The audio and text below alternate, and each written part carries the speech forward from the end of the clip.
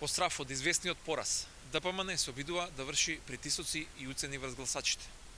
Веќе се евидентирани и документирани обиди за подкуп и уцена на гласачи од страна на ДПМН. Ваквото однесување, освен што е незаконско, представува и навистина понижување на сопствените граѓани. Но ова не им поминува. Овој пат гласачите се охрабрија и секојдневно пријавуваат различни видови за обиди за притисоци, подкуп и уцени. Ниту уцените, ниту заплашувањата и подкупите нема да го спасат Груевски од пораз на 11 декември.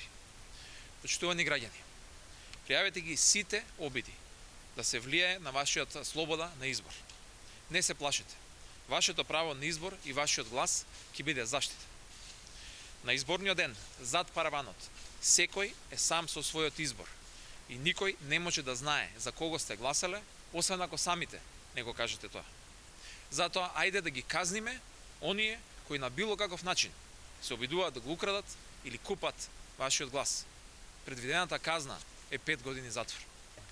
Со вистинскиот избор на 11 декември ќе се ја вратиме и слободата, и правдата, и државата назад. Изборите на 11 декември ќе го одразат вистинското расположение на граѓаните на Македонија.